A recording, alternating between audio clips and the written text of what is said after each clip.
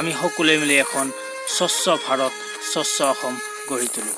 আমি শিক্ষিত যদিও বহু সময়তে কিছুমান ক্ষেত্ৰত আমাৰ একেবাৰে অৱহেলিত, আমি কোনো বিশেষ গুৰুত্ব নিদিওঁ।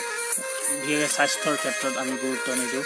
আমি আমাৰ বেমাৰ আজাৰ কি কাৰণত হ'ব পাৰে এই ভিডিঅ'টোৰ জৰিয়তে আপুনি সম্পূৰ্ণৰূপে গম পাব। আপোনালোকে ভিডিঅ'টো একেবাৰে শেষলৈ চাব। যদি ভিডিঅ'টো ভাল পায় তেনেহ'লে এটা লাইক, এটা কমেণ্ট আৰু মোৰ চেনেলটো ছাবস্ক্ৰাইব কৰিবলৈ নাপাহৰিব পৰৱৰ্তী ভিডিঅ'সমূহ পাবৰ কাৰণে। এই ভিডিঅ'টোৰ জৰিয়তে আমি গম পাবলৈ সক্ষম হ'ম যে আমি আমাৰ বেমাৰ আজাৰ বিভিন্ন বেমাৰ যেনে জ্বৰ, জণ্ডিছ, গ্ৰহণী ইত্যাদি বহুত বেমাৰ আমাৰ কি কাৰণৰ পৰা হৈছে এই ভিডিঅ'ৰ জৰিয়তে আপোনালোকে গম পাব। আমি মুকলিতে পায়খানা কৰোঁ, শৌচ পেচাব কৰোঁ, যিবিলাকৰ পৰা মৌ-মাখি, বিভিন্ন মাখি, কীট পতংগ এইবিলাকৰ পৰা বীজাণু বিয়পায় আৰু যাৰ ফলত আমাৰ বেমাৰ হয়। আৰু বেমাৰৰ পৰা আমি পৰিত্ৰাণ পাবৰ কাৰণে এই ভিডিঅ'টো চাব লাগিব। আমি আমাৰ ঠাইবিলাক স্বচ্ছ কৰি ৰাখিব লাগিব।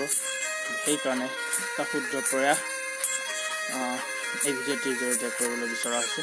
ভিডিঅ'টো শেষৰ ফালে আপোনালোকে এটি মেছেজ পাব, এটি বাৰ্তা পাব। আহকচোন আমি ভিডিঅ'টো শেষলৈ চাওঁ।